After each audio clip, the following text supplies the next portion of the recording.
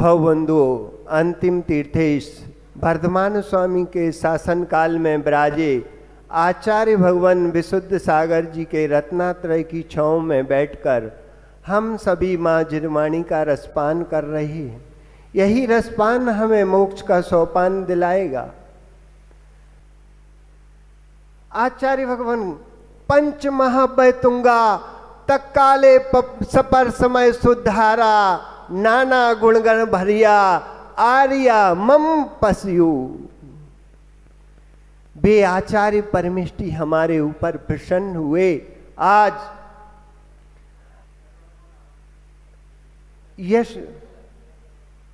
चार भाइयों को दीक्षा देती हूं और दीक्षा हमने कब ली आप पूछ रहे हो तो ये जो आपने अभी देखा ये तो टेलर है, कुछ भी नहीं है।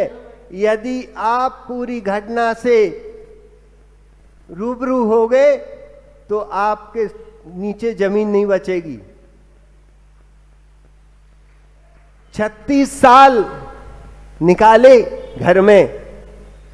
भरत और बाहुबली तो कितने सिद्धि रहे, लेकिन हम 36 साल निकाले, इसके बाद दीक्षा ली।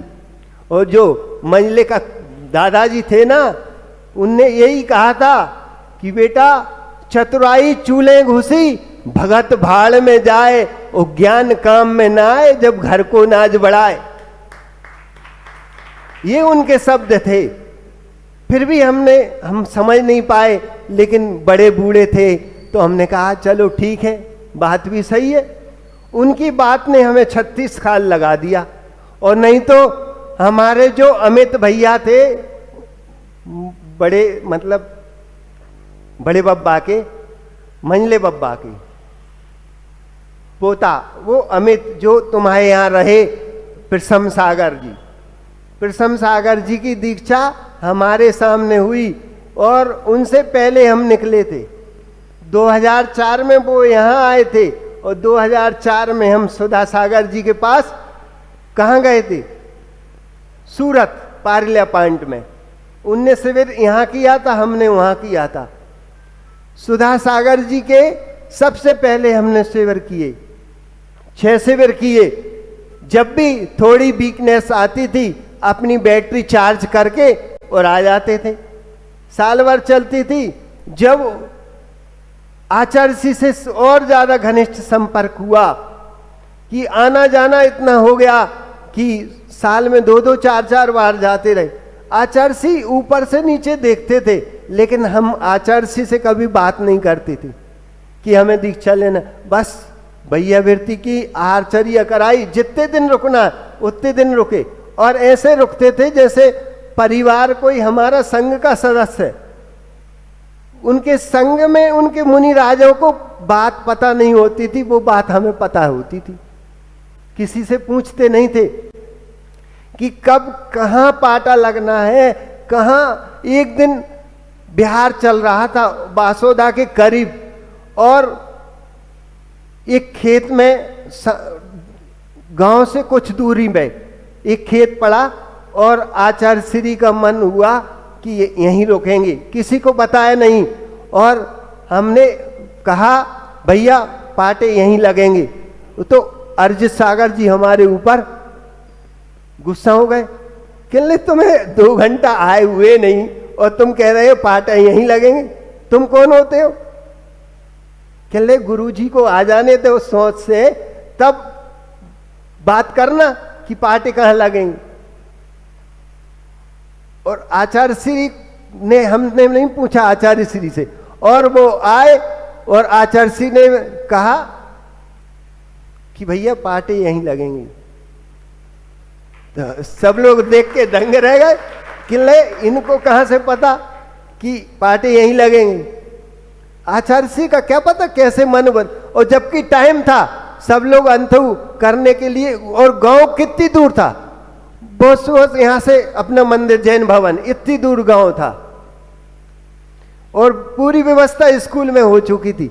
लेकिन आचार्य श्री का और हमारा कहना हुआ और भी हम पे गुस्सा होने लगे।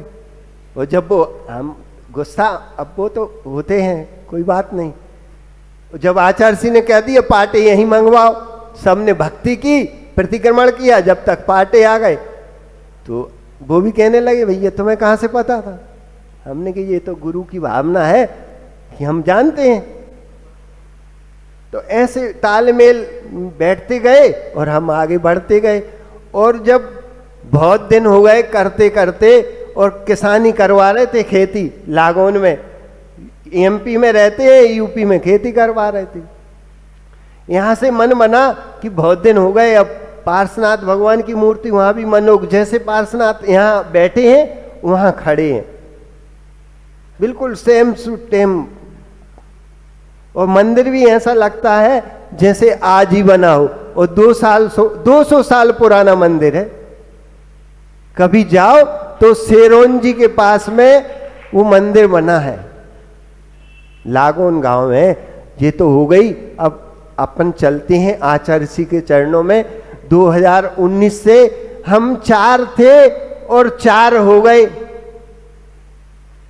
दीक्षा में हम 4 थे और 4 हो गए, इसका मतलब बाद में बताओ। हम 4 थे और 4 हो गए। सम्यक संस्कारित किया था, 4 थे 4 हो गए। उपकारी का उपकार कैसे चुका पाएंगे? कर समाधि गुरु चरणों में हम मोक्ष को पाएंगे। और गुरुवर का सौभाग्य यहाँ है कि गुरुवर इस युग में जन्मे, और हम सबका सौभाग्य यहाँ है कि हम गुरुवर के युग में जन्मे। ये तुम्हारा सौभाग्य है कि तुम गुरुवर के जन्मे, गुरुवर के युग में जन्मे। लेकिन हम 4 भाइयों का महा सौभाग्य है कि हम गुरुवर के संग में जन्मे, गुरुवर के संग में जन्मे।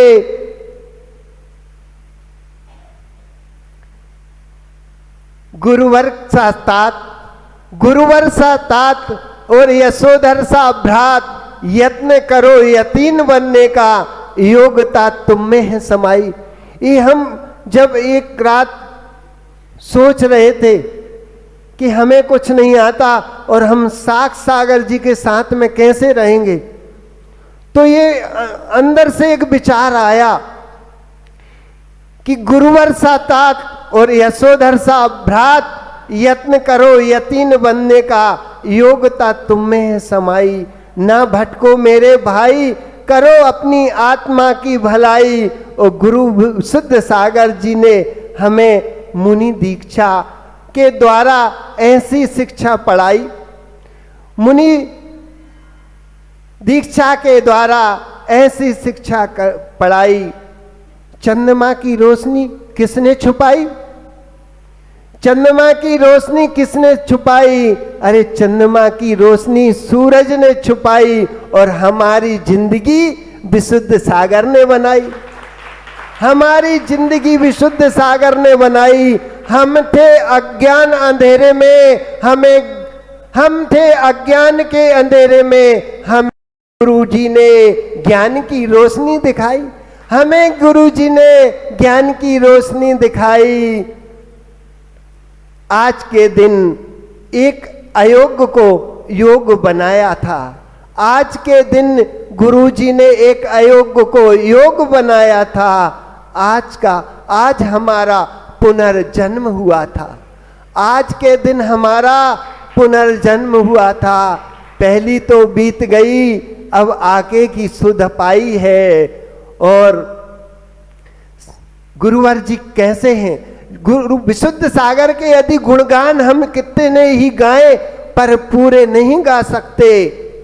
इतना उपकार है उनका हमारे ऊपर ही नहीं, सारे मुनि भाइयों गुरु भाइयों के ऊपर एक एक के प्रति इनका उपकार हम चुका नहीं सकते। सबसे अच्छे रिश्तेदार उनके सारे हो सपने साकार, जो करते जन जन का उपकार। ऐसे विशुद्ध सागर की है ये सरकार, करते उनकी जय जयकार।